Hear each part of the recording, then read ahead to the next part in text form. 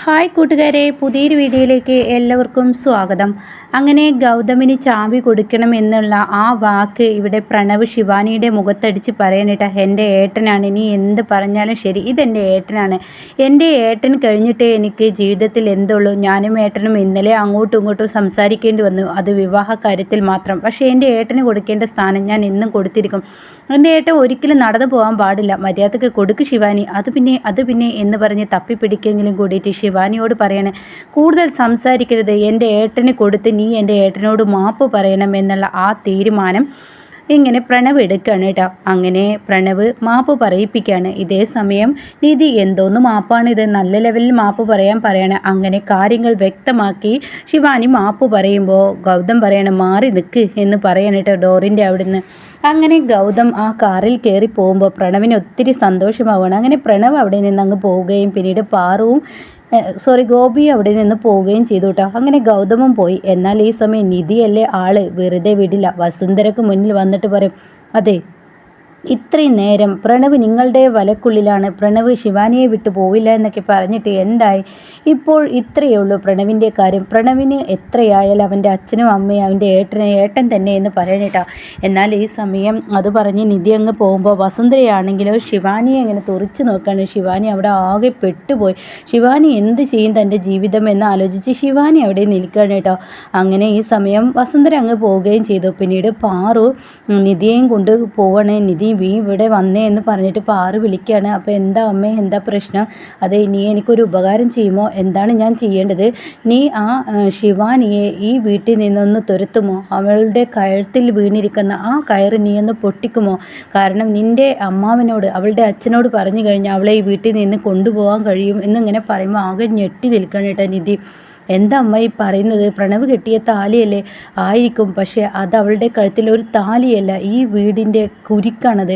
ഈ വീടിനെ അവൾ മുറുക്കി പിടിച്ച് അവൾ മറ്റുള്ളവരെ കഴുത്തിലിടുന്ന കുരുക്കാണത് എന്ന് പറയുമ്പോൾ ആകെ ഞെട്ടിപ്പോവാണ് നിധി.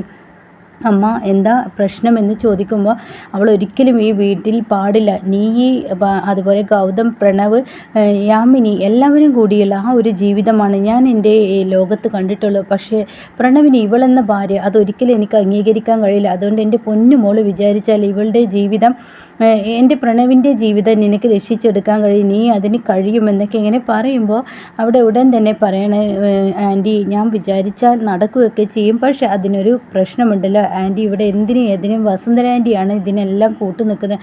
അതറിയാം, വസു മനഃപൂർവ്വം നമ്മുടെ കുടുംബം തകർക്കാനാണ് ചെയ്തിരിക്കുന്നത്. വസുവിനെ അറിയില്ല. വസു കുറച്ച് കഴിയുമ്പോഴേ ശിവാനിയുടെ യഥാർത്ഥ മുഖം പഠിക്കത്തുള്ളൂ എന്നിങ്ങനെ പറയുമ്പോൾ ഉടൻ തന്നെ പറയണേ, എന്തായാലും ആൻറ്റി ഒരു പേടിയും പേടിക്കണ്ട, ഞാൻ ഈ ഗൗതമിനെ ആർക്കും വിട്ടുകൊടുക്കില്ല.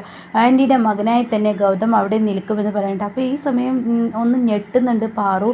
എന്താ ഇവൾ ഇങ്ങനെ പറഞ്ഞു എന്ന ആ ഭാവത്തിൽ ഇങ്ങനെ ഞെട്ടുന്നുണ്ട് കേട്ടോ. അങ്ങനെ ആൻറ്റിയെ പാറുവിനെ കെട്ടിപ്പിടിച്ച് നിധിങ്ങ് കരഞ്ഞിട്ട് പിന്നീട് അങ്ങ് പോവാണ് കേട്ടോ. എന്നാൽ ഈ സമയം വസുന്ധരയുടെ അടുത്തോട്ട് ശിവാനി ചെല്ലാണ്.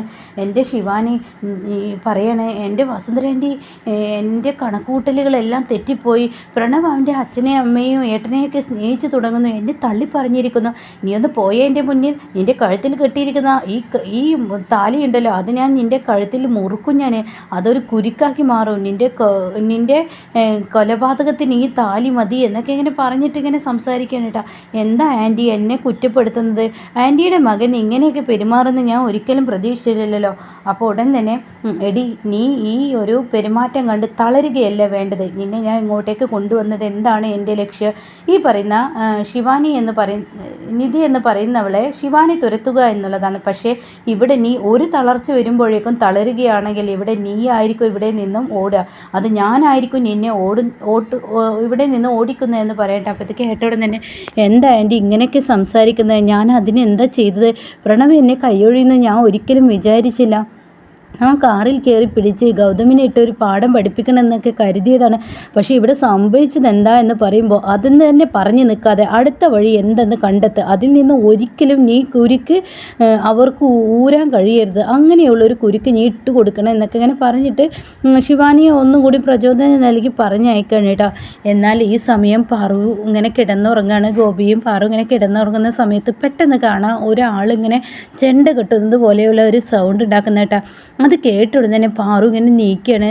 നീറ്റ് ജനലിൻ്റെ ഉള്ളിൽ കൂടെ നോക്കി വെക്കുമ്പോൾ അമ്മേ പുറത്തോട്ട് ഇറങ്ങി വാ, പുറത്തോട്ട് ഇറങ്ങി വാ, ഈ വീടിൻ്റെ എല്ലാ ഇനി തകരാൻ പോവാണ്, ഈ വീടിൻ്റെ സമാധാനം പോയി, സന്തോഷം പോയി, എല്ലാം പോയി, അവൾ വരുന്നു എന്നായിരിക്കട്ടെ. അത് കേൾക്കുന്ന പാറു ആകെ ഞെട്ടാണ്. എന്നിട്ട് പറയണം, നിങ്ങൾ ഇത്രയും കാലം നിങ്ങൾ അടക്കി പിടിച്ചിരിക്കുന്ന നിങ്ങളുടെ മകനുണ്ടല്ലോ, അവനെ നിങ്ങൾക്ക് നഷ്ടപ്പെടാൻ പോവാണ്. അവൾ വന്ന് അവനെ കൊണ്ടുപോകും. നിങ്ങൾക്ക് ഇനി ആ മകനില്ല. നിങ്ങൾ സ്നേഹത്തോടു കൂടി സ്വന്തം മകനെന്ന് കരുതിയ വാത്സല്യത്തോടു കൂടി വളർത്തുന്ന ആ മകൻ നിങ്ങൾക്ക് നഷ്ടപ്പെടുന്നു എന്നൊക്കെ ഇങ്ങനെ അയാളിങ്ങനെ പറഞ്ഞുകൊണ്ടിരിക്കുകയാണ് കേട്ടോ. അത് കേൾക്കുന്ന പാറു ആകെ പേടിക്കണം. അപ്പോൾ വീണ്ടും പാറു എന്താ അയാൾ പറയുന്നതെന്നിങ്ങനെ ചിന്തിച്ച് വീണ്ടും നിൽക്കുമ്പോൾ, അതെ, നിങ്ങൾ നിങ്ങളുടെ മകനെ പോലെ വളർത്തിയ നിങ്ങളുടെ പൊന്നു മോനെ കൊണ്ടുപോകാൻ അവൾ വരുന്നു. ഇത് നിങ്ങൾക്കുള്ള ഒരു വാണിംഗ് ആണ്. നിങ്ങൾ സൂക്ഷിച്ചോളൂ. ഇനി നിങ്ങളുടെ ജീവിതത്തിൽ സമാധാനം ഉണ്ടാവില്ല, സന്തോഷം നഷ്ടപ്പെടും. ഇത് ഞാനല്ല പറയുന്നത്, എന്നോട് ദൈവമാണ് പറഞ്ഞിരിക്കുന്നത്. ഇത് ഞാനല്ല പറയുന്നത്, എന്നോട് ദേവിയാണ് പറഞ്ഞിരിക്കുന്നത്. എന്തൊക്കെയുള്ള വാക്കുകൾ അയാളങ്ങനെ പറയുമ്പോൾ പാറുവിനിങ്ങനെ പേടിയാവും കേട്ടോ. അപ്പോൾ പാറു ഇങ്ങനെ ആ പഴയകാല കാര്യങ്ങളിങ്ങനെ ഓർക്കണം. തൻ്റെ കൈകളിൽ ആ കുഞ്ഞിനെ തന്ന ആ കാര്യം ഇങ്ങനെ ഓർക്കണം കേട്ടോ. അത് ഓർമ്മയിൽ വരുമ്പോൾ പാറു പെട്ടെന്ന് ഗോപിയെ വിളിക്കണം. ഗോപിയേട്ടാ ഒന്ന് എണീറ്റ്, അയാൾ എന്തൊക്കെയോ വിളിച്ചു പറയുന്നു, ആ കൈനോട്ടക്കാരെ എന്തൊക്കെയോ വിളിച്ചു പറയുന്നു. ഗോപിയേട്ടാ ഒന്ന് നോക്ക്, അയാളെ വന്ന് നോക്കി, നീ ഒന്ന് പോയി, ഈ അർദ്ധരാത്രിയിൽ ആര് വരും? രാത്രിയല്ലേ ഗോപിയേട്ടാ, അയാളതവിടെ വന്നിരിക്കുന്നു എന്നൊക്കെ പറയുമ്പോൾ കൈനോട്ടക്കാരെ പലതും പറയും. നീ ഒന്നും മിണ്ടാതിരുന്ന, ഞാനൊന്ന് ഉറങ്ങട്ടെ എന്ന് പറയുമ്പോൾ പറ്റില്ല ഗോപിയേട്ടാ, എന്ന് പറഞ്ഞിട്ട് ഗോപിയെ വിളിച്ച് ജനലിൻ്റെ അടുത്തോട്ട് കൊണ്ടുപോകുമ്പോൾ അവിടെ ആരും തന്നെ ഇല്ല കേട്ടോ. അപ്പോൾ ഉടൻ തന്നെ ഇവിടെ ആരും ഇല്ലല്ലോ, ഗോപിയേട്ട അങ്ങോട്ടേക്ക് നോക്കുക, അയാൾ വിളിച്ച് പറയുന്ന ഓരോ വാക്കുകളും ഞമ്മക്കിട്ടിട്ടാണ് നിങ്ങൾ അടക്കി പിടിച്ചിരിക്കുന്ന ആ മകൻ നിങ്ങൾക്ക് പോകുന്നു, അവൾ വരുന്നു എന്നൊക്കെയുള്ള വാക്കുകൾ പറയുമ്പോൾ അതിന് അർത്ഥം എന്താ ഗോപിയേട്ട എന്നൊക്കെ ഇങ്ങനെ പറയുമ്പോൾ പാറു നീ എന്താ ഈ പറയുന്നത്, അവിടെ ആരും തന്നെ ഇല്ലല്ലോ എന്ന് പറയാനായിട്ട്, ഉണ്ട് ഗോപിയേട്ട എന്ന് പറഞ്ഞിട്ട് പാറു നോക്കുമ്പോൾ അവിടെ ആരെയും കാണുന്നില്ല കേട്ടോ. ഇതേ സമയം ഗോപിയേട്ട ഞാൻ പ്രതീക്ഷിച്ചത് നടക്കാൻ പോകുന്നു, ഇനി നമുക്ക് ആരുമില്ല, നമ്മൾ ഒറ്റപ്പെടുന്ന തോന്നുന്നു, ഇനി നമുക്ക് ആരുമില്ല, നമ്മളെല്ലാവരും ഒറ്റപ്പെടുന്ന തോന്നുന്നു, നമ്മുടെ ജീവിതത്തിൽ ഇനി സങ്കടം നിറഞ്ഞ നാളുകളാണ്, നമ്മുടെ ഗൗതം നമുക്ക് നഷ്ടപ്പെടുന്നു. അയാൾ വന്നിട്ട് ആ കൈനോട്ടക്കാർ പറഞ്ഞ വാക്കുകൾ ഏട്ടനൊന്ന് ആലോചിച്ച് നോക്കുക എന്നൊക്കെ പറഞ്ഞിട്ട് ഇങ്ങനെ കരയാണ് കേട്ടോ. പാറു നീ എന്തിനാ വെറുതെ ഇങ്ങനെ ആവശ്യമില്ലാതെ കരയുന്ന?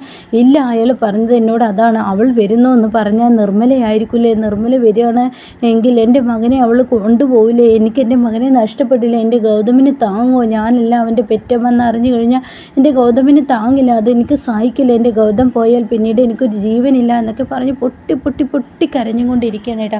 പിന്നീട് നേരെ വെളുത്തോടെ തന്നെ പാറു പൂജാമുറിയിൽ കയറിയിട്ട് ദൈവങ്ങളോട് പ്രാർത്ഥിക്കുകയാണ്, ഈശ്വര ഞാനൊരു തെറ്റും എൻ്റെ ദൈവത്തിനോട് ചെയ്തിട്ടില്ലല്ലോ, പിന്നെ എന്തിനാണ് എന്നെ ഇങ്ങനെ പരീക്ഷിക്കുന്നത്, ഞാൻ മനസ്സറിഞ്ഞ് എല്ലാവരെയും സഹായിച്ചിട്ടേ ഉള്ളൂ, ആർക്കും ഒന്നും കൊടുക്കാതിരുന്നിട്ടില്ല, ആർക്കും ഒരു ദ്രോഹവും ഞാൻ ചെയ്തിട്ടില്ല, എന്തിനാ ദൈവമേ എന്നെ ഇങ്ങനെ പരീക്ഷിക്കുന്നത്, എൻ്റെ ഗൗതം മോൻ അവനെ ഞാൻ നൊന്ത് പ്രസവിച്ചതുപോലെയാണ് ഞാൻ അവളെ വളർത്തിയത്, പക്ഷെ അവൻ എൻ്റെ മകനല്ല എന്ന തിരിച്ചറിവ് അവനിൽ ഉണ്ടാവരുതേ, അവനെ എനിക്ക് നഷ്ടപ്പെടരുതേ, അവൾ കയറി വരരുതേ എന്നൊക്കെ പറഞ്ഞ് പൊട്ടി കരയാനിട്ടാ.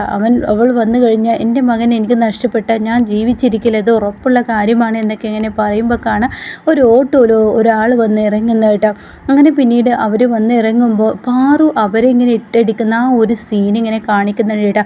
അപ്പോൾ എന്തായാലും നിർമ്മല എത്തിയിരിക്കുന്നു. നിർമ്മല എത്തിയത് കൊണ്ട് തന്നെ ഇനി സത്യങ്ങൾ വെളിയിലോട്ട് വരാൻ പോവാണ്. ഇനി വസുന്ധരയെ ഒന്ന് കിടുകിടാ വിറക്കുന്ന ആ രംഗത്തിലോട്ടാണ് കേട്ടോ ഇനി കഥകൾ പോയിക്കൊണ്ടിരിക്കുന്നത്. അപ്പോൾ ഇതുപോലെ അപ്കമിങ് റിവ്യൂസ് കേൾക്കാൻ താല്പര്യമുള്ളവർ ചാനലിന് സബ്സ്ക്രൈബ് ചെയ്ത് സപ്പോർട്ട് ചെയ്യണേ.